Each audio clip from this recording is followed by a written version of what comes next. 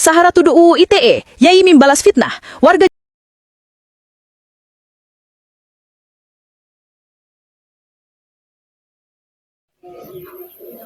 Sahara Rental.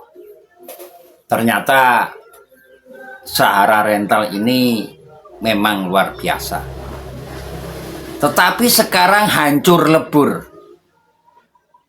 Hanya gara-gara bersiteru dengan Yai Min. Luar biasa efek dari perseteruan tersebut. Sahara Rental dikuliti netizen, dijauhi netizen, bahkan komentar-komentar netizen amat sangat pedas. Yang kemarin mendukung Sahara Rental, sekarang mendukung Yai Min dan memboikot Sahara Rental. Mari kita simak, saudaraku.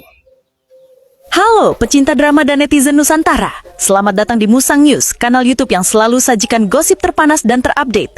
Kali ini kita bongkar sisi lain drama Yai Mim versus Sahara, dampak ekonomi dan bisnis Sahara, rental mobil rugi jutaan gara-gara hujatan. Bukan cuma soal tanah wakaf, tapi mimpi pengusaha muda yang ambruk karena badai netizen. Siapa korban sebenarnya? Yuk kita ulas. Nurul Sahara, mahasiswi S3 Universitas Brawijaya, dikenal mandiri.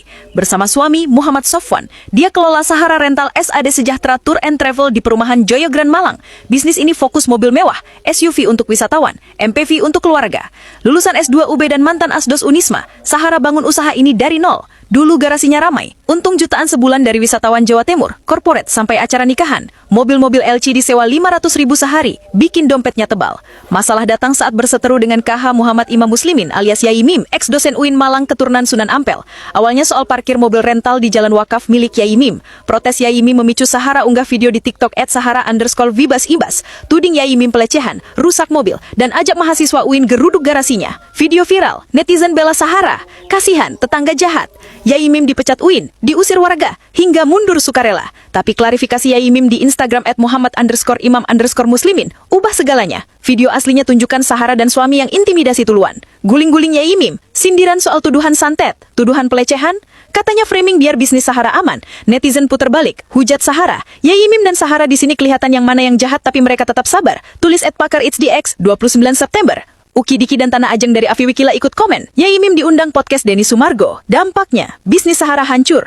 Pelanggan kabur nggak berani ke garasi gara-gara keributan. Sahara bilang rugi jutaan, sewa mobil turun 80%. Dia antar mobil sendiri pakai ojek online. Biaya operasional membengkak. Estimasi media kerugian jutaan sejak viral. Dari kontrak batal dan ulasan buruk di Google Maps. Akun IG @Sahara_Harun diprivasi. Promo mobil sepi interaksi.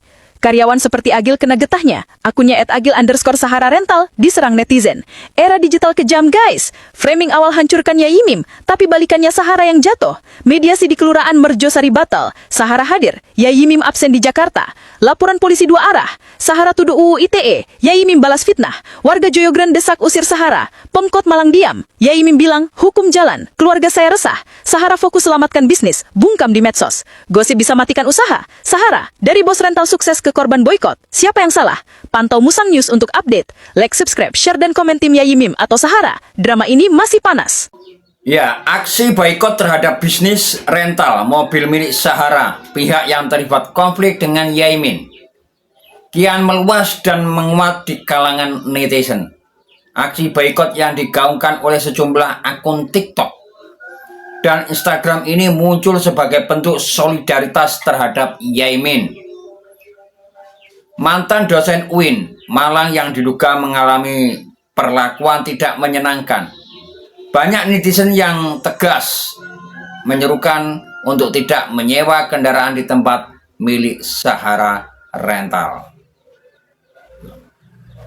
Subhanallah, jadi netizen amat sangat pedas sekali ya. Amat sangat pedas bahwasanya mereka ingin memboikot hasil milik Sahara Rental ini ya.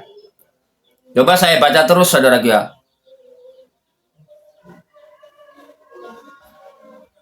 Saya akan menyebarkan ini ke semua grup. Jangan sampai ambil kendaraan di Sahara.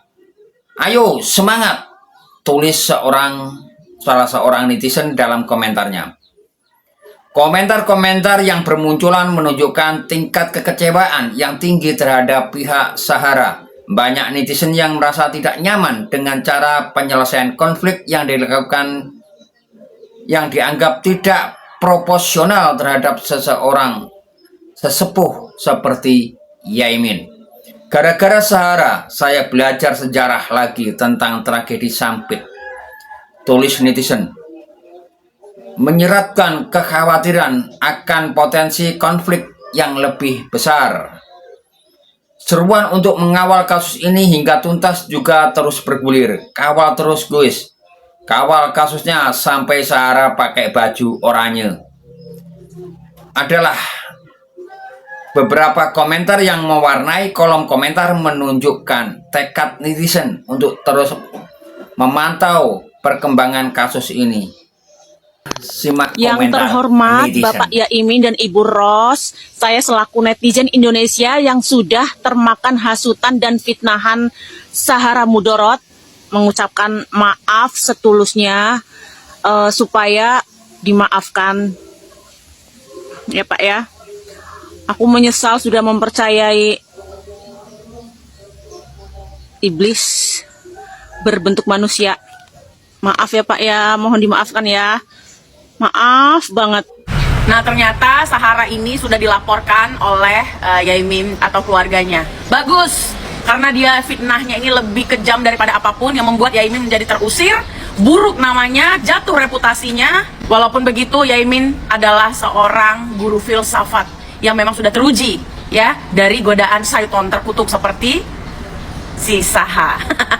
Sekarang dia diam kan? Nah, kata netizen, itu Kak, suaminya tim sesnya wali kota, mau tim ses presiden sekalipun, nggak ada urusan. Orang yang melakukan tindak kejahatan, itu nggak dapat perlindungan dari siapapun.